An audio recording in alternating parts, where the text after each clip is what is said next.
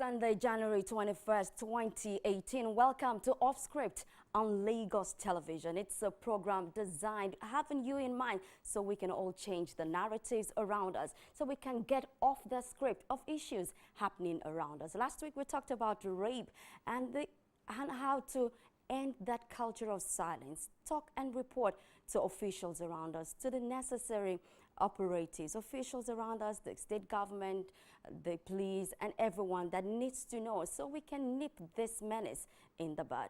Today on the program, we'll be taking a look at domestic violence, getting out of the woods. Are you struggling with the issues of leaving to live? What are the issues around you? What are you experiencing? And of course, with everyone around us.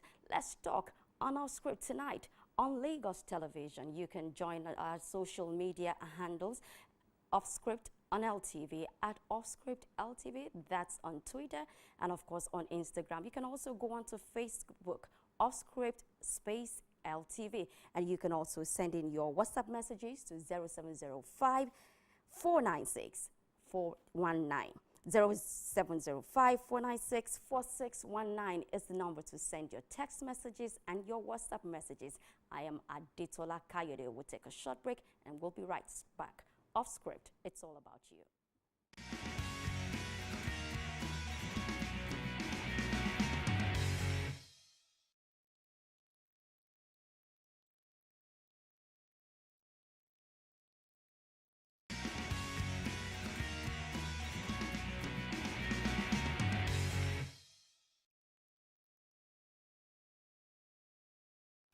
We thank you for staying tuned. Today on the program, as I told you earlier on, we'll be taking a look at domestic violence, getting out of the woods, if that's what the situation is. The woods, you know. We have guests in-house today, and of course, we'll be expecting another call today on the program. We have with me in the studio, BC Ajai-Layode, who's a domestic violence victim, and of course, a campaigner of domestic violence awareness. Thank you for joining us. Thank Olubunmi, you. Olubunmi Ajai-Layode. Thank you for joining us. Thanks for having me. And of course, we have Lola Vivour-Adeniyi, who is the coordinator of the Domestic and Sexual Violence Response Team, Lagos State Government. Thank you for joining us. Thank you for having me. Thank you. Okay, then, let's take a look at your story. What exactly happened and when did it happen? It happened probably maybe about 20 years ago, for about 7 years. So I like to call it my 7 desert years in reference to the biblical story of the you know, in Egypt when the Pharaoh had a dream of 7 starving cows and all that. Yes, so initially it didn't start with physical violence, and I did not know that I was being abused, and that's the situation with a lot of people even till now. If it does not involve being beaten, they don't know that they are being abused. You know, I was being abused emotionally, psychologically, financially as well. But I always used to say, oh, thank God at least he doesn't beat me. And then because I didn't leave when it was not yet physical abuse, it then escalated onto physical abuse. So that happened for 7 years. We were engaged to be married and we had a child together.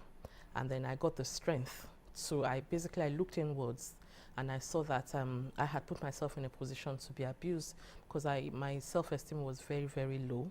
And I'd accepted him disrespecting me on little things that then, you know, got bigger and bigger. The disrespect got bigger until it became, you know, full-fledged emotional, psychological, financial abuse, and then physical abuse. Okay, you talked about allowing yourself, you know, to be abused. Before you got engaged or got married or engaged, did you see any sign? Some people say, okay, it's not written on the forehead, but then were there signs? There were signs, yes, because like I said, it didn't start off being physical. Hindsight is a wonderful thing. Then when these signs were coming up, incidentally, I wrote a book. My book is coming out called Living to Live, that details, you know, my 7 years and how I was able to get out of the abuse. And I detail all those warning signs that I had seen that I did not think were warning signs. Things like, for example, if you went to the market and I didn't leave the market, I didn't finish buying things on time, he would leave me there and drive off. And if I came back home to meet him, he will, you know, he will then hit me. So things like that I did not know were abuse until much later, with hindsight, that I realized that from the get-go, you know, the lies and the financial abuse, using my money when he was not meant to use it, money that I'd entrusted in his care for something else, not letting me get a good job, saying that he had to get a good job first before he could get a good job. So these are all the signs there that I did not know were abuses. Okay, we still get back to all of those signs so other people can also learn from that. But then let's take these statistics, and it's courtesy the National Coalition Against Domestic Violence, and that's NCADV. It says 20 people per minute are physically abused by an intimate partner. And 1 in 3 women and 1 in 4 men have been victims. 19% of domestic violence involves a weapon. Intimate partner violence accounts for 15% of all the crimes. And women between the ages of 18 and 24 are mostly commonly abused. 10 million people in a year are physically abused by an intimate partner. All of those statistics courtesy National Coalition Against Domestic Violence. Okay, all of this, you're in charge of the domestic and sexual violence. You're the coordinator. Do you relate with all of these statistics too? Yes, I'm not in charge. I'm a coordinator in charge. Okay, so if you look at our statistics for 2016, that ratio of 18 to 25, 18 to 25, 24, it resonates very, very closely with us because we saw that trend in 2016 and we saw it again in 2017. Remarkably, in 2016 we saw 450 cases. In 2017 we saw 1,300, and these are people coming in to the office. This does not include social media or people calling or people sending emails and all of that. So we are seeing an increase. We're seeing an increase in reporting. We must always emphasize this. These issues have always been there, but we're seeing an increase in reporting, and I believe it's good. It means people know that, as you said, that it is a crime, domestic violence. It's not the norm, you know. And then people also know that there are different support services available that they can take advantage of. And I think particularly for us in Lagos State, there is the political will to fight this menace. So we will continue to see an increase of these cases. Okay, you can still be a part of this discussion by logging on to our social media handles. Is at OFF SCRIPT LTV. And of course, you can send your WhatsApp messages to 0705 496 4619. 0705 496 4619. We have somebody online that we would like to protect her identity because she's going through all of this at this moment. We'll speak with her now. Hello, good evening. Hello, good evening. Hi, good evening. We would like to protect your identity as you've asked, but then we want to know what you're going through right now. Okay, I told someone already this evening that the child abuse was in the city. My kids were trying to watch the TV, and I told them because my younger sister was actually watching something. And because they knew that if they meet their dad to like support them, so they ran to meet him in the room and they want to watch cartoon, and their elder sister watching something. He came into the parlor and told me that I should allow them to watch what they were watching, and I refused. He went and stood up with them and started insulting me. Anytime he has issues, he tries to go wrong. He doesn't keep his face on me. He tries to make sure we're emotionally and financially unstable. Like last week, we had a misunderstanding, and he sent a message to me telling me that I should be careful because he's ready to send me to my death. And my whole idea is to make a hell out of his life. But the game just changed. Tit for tat, blood for blood, war for war. In survival time, so nothing on earth matters but myself. Prepare yourself because blood will flow back out this year. Was that what he was saying to you? Was that what he was saying to you? He sent a I'm reading it. Just sent it to me last week, January 10th, 2018, 7:10 a.m. And that he's waiting for my friends around me that he's waiting because he's ready to kill everybody or he's going to kill me. And I swear. So he's always trying to hurt me emotionally or physically or financially. It's just because my kids are here and I don't want to disrupt their schooling and anything. And even if I go to my sister's house, I know we'll come and fight there. So I know I have to be there until I'm financially stable in my own right. So I can actually be here. But you are still enduring all of this? He's not hearing funny enough because he doesn't know I'm on the phone. Okay. So what do you intend to do? How do you intend to get out of this as soon as you can? So recently I went to an insurance school. I went to makeup school before I started school. This didn't support was actually friends, family in my past insurance. But recently I had to work through my makeup and then family supported me. So recently I went to an insurance school and I've already started making use of it. I feel like it's already and I'm not going to have a good student. So I know when I have enough funds, I want to just move and take me to the very, very far from everybody. Everybody. Okay, I know that you can't watch the TV right now, but we'll get across every submission that we have on this show. We'll get it across to you so that you can also learn, from people around you and what the next step to take. Thank you so much for sharing your story with us. Thank you. Thank you. You heard her, and I also know that you work with a lot of people who are in this kind of situation. What would you tell her at this point in time? First thing is finances. I always preach that a woman should have her money because you cannot push back against a bully that you are financially dependent on. I heard her saying that she's trying to put her finances in place. So what I would suggest to her is that she should save as if, because literally her life does depend on it, not like as if her life depends on it. Her life does depend on it. She needs to save manically. And I say to people, these things like we know, because if you date a man and the first day he slaps you, it's most likely you are not going to have a second date with him. But these people, they start off with control. They tell you they love you, or that your friend, I don't think that your friend likes you being happy. I think you should cut that your friend off. And they start like that. And then and I need to say something here is that violence is not gender specific. It's just that our society is patriarchal and misogynistic. So that actually works against men because they're afraid and ashamed to say that their women beat them.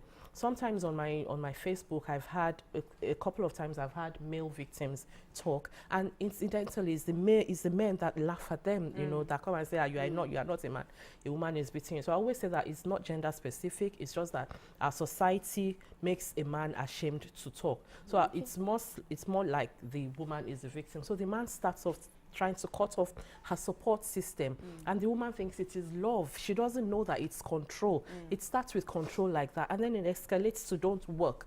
I want you to be a full-time mother, which I don't have any, because being a full-time mom is a full-time job as well. But then what is the idea behind him telling her not to work? Is it telling her not to work so that he can cut her off financially, so that she'll be financially dependent on him? So for on that premise of not being gender specific, I know that recently to the team, the unit also have complaints from men to some people who came to.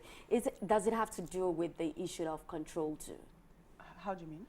Control in the sense that she talked about the man trying to control the woman. So what's the case of the man? Is it with control too? The woman trying to control them? Control and dominate, really. That's the idea of domestic violence. It's to control and to dominate somebody you are in a cohabiting relationship with.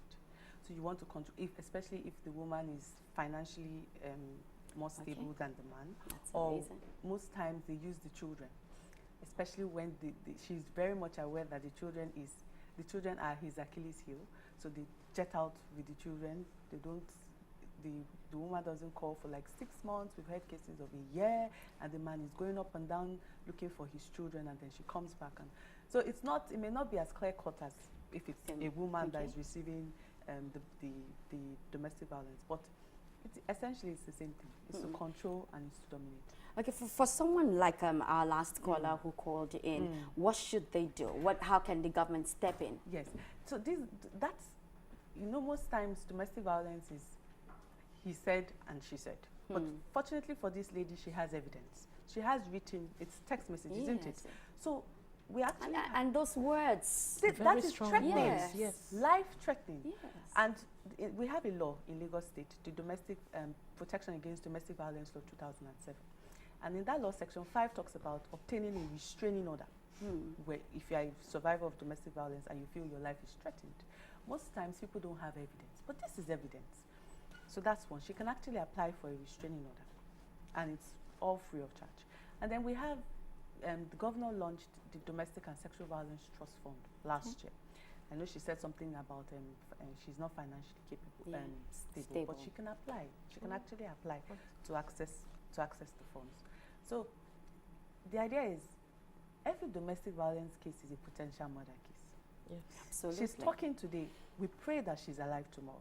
Yeah, she said something like he hit her this evening, just this evening. Okay, I didn't hear that. Yes. Part. So it appears that it's really escalating. Okay. So she needs to take action.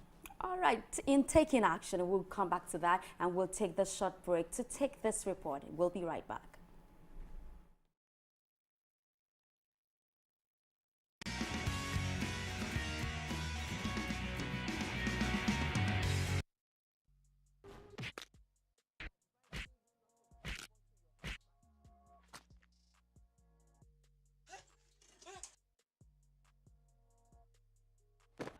Sometimes if you don't use your fist, you don't feel cool.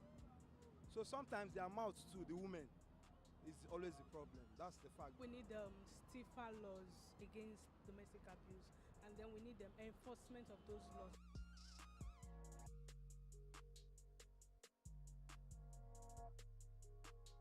According to a 2016 domestic violence research in Nigeria, 1/3 of all women in Nigeria have experienced physical abuse at one point or the other. Domestic violence is maybe when you maltreat your children, or husband maltreating the wife, or even maltreating the housemates. Is part of domestic violence. It's just a kind of disagreement either between husband and wife, or probably between the whole family.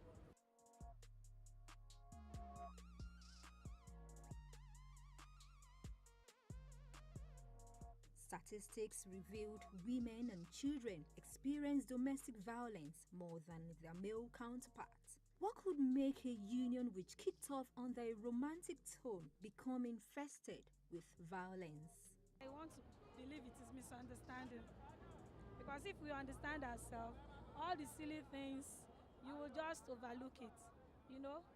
Some men, they don't overlook easily, but women, they take things easy and they take it in. But men, they want to react at every point in time. Sometimes women, I'm sorry, they can be very difficult people as well. Sometimes they say things that really push you to the wall, and it's not every man that has the grace to stay calm. Sometimes if you don't use your fist, you don't feel cool. So sometimes their mouth too, the women, is always the problem. You are. Answer me back now. Stop. Open your fucking mouth now, you slag. Cultural beliefs and religious acceptance are perceived to be a contributing factor to the increased rate of domestic violence. Another issue militating against these acts of violence is the fear of stigmatization from the perspective of the women. Some women do not desire to be regarded as single mother or battered women. I would disagree with that. They are not encouraging it. They are just trying to promote peaceful, instead of having scattered home, separated parents, single parents. They are trying to tell people that you can make it. You can have a good home. Despite all ordeals, you can escape it and have a peaceful home. I'm a pastor. There is no religious body that will say a man should go home and beat his wife. What the Bible says is that we should have a relationship. We should have a relationship, not that we should usurp that relationship to the extent of beating wife or destroy home. If there is any violence at home, the work of a pastor is to go there and make an amendment. Situations like this, we allow God to take charge, because even in the Bible, they say divorce is not right. So you can find a situation where a woman is in such situation. She's tired about the whole thing, but she cannot do anything about it. I think that when a lady is being maltreated in her home, the church should encourage separation, at least for a while, okay? And then help the other partner deal with the issue. And then when they see positive changes, then of course they can encourage the other partner to go back home.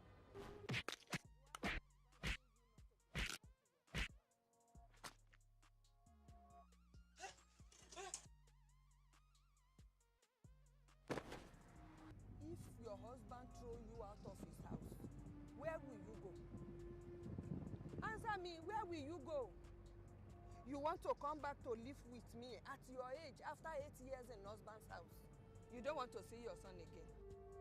While wives are the primary victims of domestic violence, there are several cases of housemaid and child abuse. Lack of material and financial resources have kept victims of abuse in fear and bondage. And towards curbing this menace, Lagos State government has initiated policies to safeguard the victims and halt the rising statistics.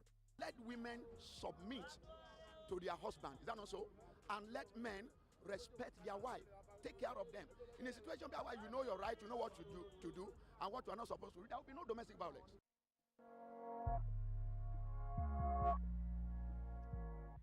Okay, after that short report, we have been having interesting discussion in here. And the first I want to go to is the issue of submission. What's your take on, the pastor said, he said he's a pastor, that wives must submit. You don't want to start me on that, because I feel that a woman that is loved, that same submission, that all that passages in the Bible that says submit also says that Christ, the man should love his wife sacrificially. How many men love their wife sacrificially? It will take a very crazy, stupid, mad woman to see a man who loves her and sacrifices for her and puts her comfort and her well-being as priority. Do you understand? If a woman is with a man like that, why would she have a problem submitting to him? I find that it's the men that are usually just useless, wicked, that demand submission. When a man loves a woman sacrificially, the way the Bible says that a man should love a woman won't have any problem submitting to him if that is what the man wants. Do you just agree with what she said, or you have another variation to that? Well, I think one lady that we spoke to said, she said the parties don't understand each other. We find that they are not communicating. They are talking. They want to pass a message, but the manner in which they are passing that message is wrong. The man perhaps is trying to lord himself over the woman. I mean, she knows that she's the woman, but he's trying to make her know that I am the person in charge. Whereas you can communicate. And when you begin to say that, then you are not in charge. If you need to remind her that you are in charge, then you are not in charge. So we find that couples just need to communicate effectively, if the violence has not escalated to the point where life is in danger.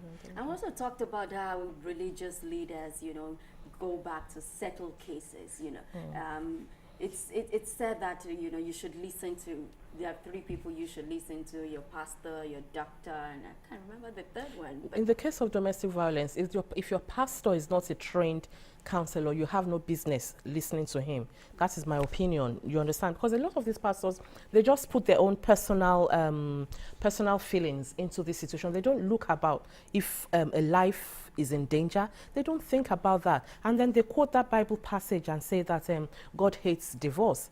You see, but that passage also says, before you get to that God hates divorce, the passage says that I don't answer your prayers because you maltreat your wives. if you want me to answer your prayers, stop maltreating your wives because I hate divorce.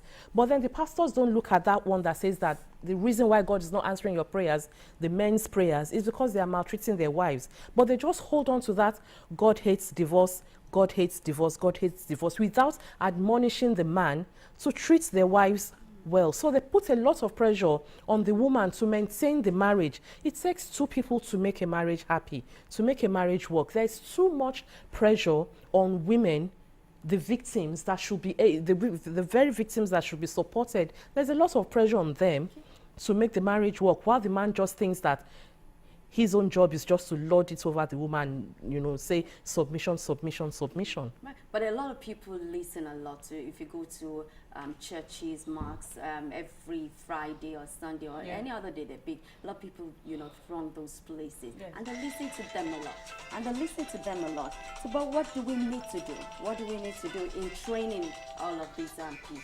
Yes, so we have identified that religious leaders, community leaders, traditional rulers, they are first responders. They are gatekeepers. Before a woman or a man will walk into an office, chances are they have been to their pastor, their imam, or their traditional ruler, or their community leader. So we need to engage these responders. And that's why last year we were at several churches, several mosques. They invited us, we went, they gave us their podium to preach the message of domestic violence, and we emphasized the fact that domestic violence is a crime. The way you cannot settle a murder case or armed robbery, it's the same way you shouldn't really meddle into domestic violence, especially when life is in danger. And so last year we had a lot of cases being referred to us from churches and mosques, that we've managed this case to this extent, and now we fear that it's escalating. So government take it over, and it must be like that. We must have interface with religious leaders. But for fear of stigmatization, there are issues with our culture, with our society, with the religious bodies and all of that. What was your experience? Did you have that fear of stigmatization? No, because I'm based in England, so I come from a family of feminists. My father was a feminist. My grandfather was a feminist. I come from Lagos Island, and there's a theory that Lagosians don't really encourage domestic violence. My sister, who was not even physically abused, she was being emotionally abused. As soon as my father heard, my father sent his driver to go and bring her back home, and same thing with my grandfather as well. So it was when I got to England that I floundered and couldn't find my feet. I lost my self-esteem and things like that. So, but because I was in England, I really didn't have that problem of living because of stigma. But I know that a lot of women in Nigeria have that problem. They come to me and they said, what will people say? What will my family say? They're staying on, their life is at risk, but what is paramount to them is stigma, you know. We really need to break that that cycle of being, because if you stay there and they kill you, people will blame you. If you leave, people will blame you. So just do what works for you. People will talk anyway, and then 5 minutes later, it's, you know, they've moved on to the next big topic. Okay, we talked a lot about enforcing the laws. What are somebody even said, okay, maybe there should be stiffer laws. What are the laws on ground before, talking about making them stiffer? Okay, so we have, as I said earlier on, we have the Protection Against Domestic Violence Law 2007. That law is quasi-civil, quasi-criminal. Okay. Civil in the sense that you can obtain a restraining order, that's civil, and then if the perpetrator flouts that restraining order, then it becomes criminal. Then you have the Criminal Law of Lagos State 2015 that makes provision for assault. If it's sexual assault in a marriage, we have a section called sexual assault by penetration. A wife can actually bring an action against her husband for sexually assaulting her. Then we have the Child's Rights Law if it affects children. So we have relevant laws. The issue is that in this part of the world, there's this phobia for going to court. People don't really want to go to court. And that's why they say that if you go to court, you can't come back as pregnant. Yes. Exactly.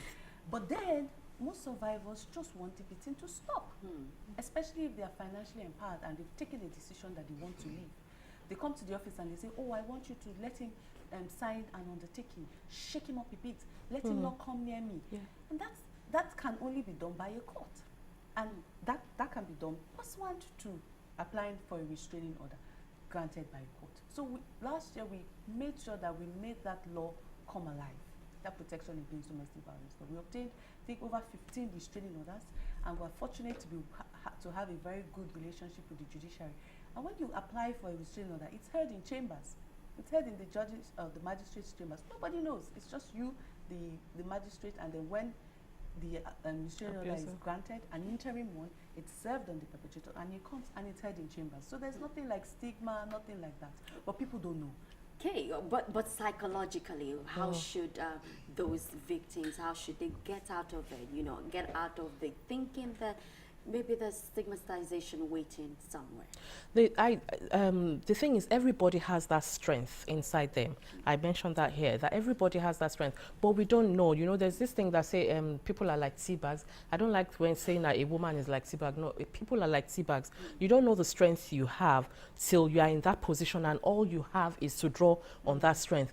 Anybody can come out of domestic violence. If I can come out of domestic violence, anybody can come out of it. All you need to do is to realize that you deserve to be happy. You haven't done anything. You are not a child that will make your husband think that he must correct you by beating you. No, you are not his child. You deserve to be happy. Enough is enough. You deserve to be alive for your children. A lot of women say they are staying on for the children, but it doesn't even work for the children. They are not brought up in happy homes. They go on to, they grow up to think that domestic violence is a way of life. So you really can do it. If you're in that situation, you can dig deep into that strength. If you're a Christian, the Bible says that you can do all things through Christ that strengthens you. Okay, we'll take a couple of messages. We have a lot of them coming in right now.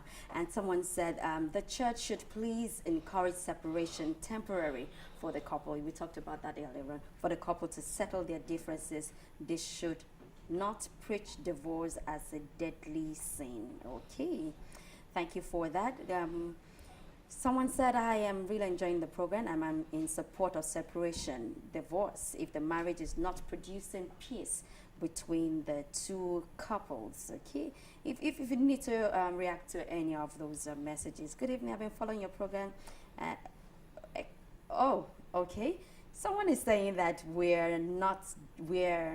and I must say that you are gender biased. Objectivity is very important. We also talked about men being abused. Yeah. We started with that. Yeah, we started with that. Maybe you joined, you know, we started with, you know, men are also being abused. And you talked about men coming to report at the domestic sexual. Maybe you should just tell us a bit about that. Well, okay, so 2016 we had 10 men. 2017 we had 90. 90. 90. Wow. So men are coming up. They are speaking up. Because men are being abused. And I always say that emotional and verbal abuse sometimes is even worse than physical. Because the physical you can see the scars. People can commiserate with you. You know, but emotional, verbal, where's the evidence? Who, and a man, you know, that the whole ego thing. So men are being abused, but men are speaking up.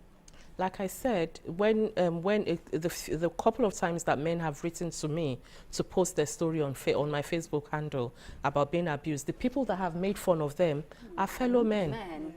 But this is a man, and he said, hello, I got this number. Hope I'm right on track. Of course, you're right on track. And he says he's a victim. Please, can I talk to you? I would ask you to maybe reel out the handles of the domestic violence, sexual violence response team. Okay, so we are on Twitter at DSVRT, all our social media pages at DSVRT. And then we have a hotline, 0813 796 0048, 0813 796 0048. Or you can also send us an email, info@dsvrtlagos.org. Okay. info@dsvrtlagos.org. Okay. I also know you also treat issues like this. Yes, I do. How can they reach you? Yes, my Facebook is Olubunmi, OLUBUN. I'm not very savvy about Instagram and Twitter, but I'm very active on Facebook. Olubunmi, or Jopa's daughter. Okay. Someone sent a message and said, overdose of love won't change a naughty woman from being naughty. Same as a man. Well, we already said it, you know, it happens for men and it also happens for women too. Funny that person should talk about overdose of love, because this control actually looks like love. Overdose of love to somebody who's not discerning. Exactly. Okay, someone said, my name is Innocent. Some women will misuse their opportunities because I have seen women who miss such opportunities that led to the end of the marriage. What kind of opportunity are you talking about? Let us know the kind of exactly. What opportunities? Is it the opportunity of getting married? I think so. Yeah, because marriage is an achievement. It's the be all and end all of all achievements. Oh my Opportunity. Like a fantastic job opportunity, Yes. career opportunity, Yes. business opportunity. It's so sad. That sounds like holding on to the marriage even despite, being abused. Mm. And it goes to our society. A woman is not Complete until if she's not married. Yeah. Okay, you talked about accessing grants. And also, I'm a very good friend to Google. I know that if you put in anything in there, you can also get grants for abused women, domestic violence, victims. But I also hear that the Lagos State government has something. Yes, it was launched by His Excellency last year, September. So a survivor of domestic violence can actually apply to the chairman of DSVRT, who is also the Honorable Attorney General, and then we take it from there. Okay. Another message came in, said, who do we connect to in case of Abuja? Need I tell you that this station is watched anywhere in the world? We're on lagostelevision.com, DSTV 256, GoTV 90, StarTimes 114. So they're asking, There's a DSVRT in Abuja. Oh, okay. Is there? Yes, it is. Fantastic. It's managed by, I think, the coordinator is in the Ministry of Youth and Social Development. Maybe It's a federal ministry. I'm sorry? Federal Ministry of Youth. Yes, Federal Ministry of Youth. So I Fantastic. can share the Fantastic. details later. Yes, that's true, because we do get, I have to say this, when it comes to issues of domestic violence, Lagos State is like another country within Nigeria. They are just so far ahead. And then we get people from Abuja, from different, and I don't know what to do, because the states don't really have apparatus in place like Lagos State has to help domestic violence victims. So it's very pleasant to know that there's a unit in Abuja that they can be referred to. Okay. Somebody, that's Temi Tokwe from Ikorodu, said, good evening, I'm not disputing the fact that God hates divorce, but I think there are certain issues pertaining to divorce that are not mentioned in the Bible. Women most especially deserve to be happy in marriage. Everyone deserves to be happy, yeah, not just women. Everyone. But at times I just think what makes, that the thin line between love and hate. One minute I love you, I can die for you, and the next minute you're hitting the person. I don't know. I think it boils down to control, really. Well, I always say that love shouldn't hurt. If you are in a relationship with somebody, that person, you should look forward to that person, being with that person. That person should try to, you should be yourself, maybe a better version of yourself, because you choose to. But when the other person is trying to break you, I have a friend who dated somebody, and the guy said, I have to break her and mold her into the kind of wife I want her to be. Why? You are not God. You are not her parents. Why would anybody want to break and mold somebody else? Your partner should accept you. And if there are things that you are doing that they don't like, they should gently, talk to you. Like you said, it's communication. Yes. Communication. You shouldn't think that you are God or their parents. They are adults when you met them. They already have their formed characters. So why do you think that it's your job to break them and mold them into something else that is what you want? Okay. So for all these people who have issues like this, somebody asked in that report, where do you want to go to? How do they move out? Is there a shelter somewhere? Is there a place that they can report to, aside from reporting to you and helping them? Yes, I think. I have an NGO, Greenland's Assistance. So we have shelters.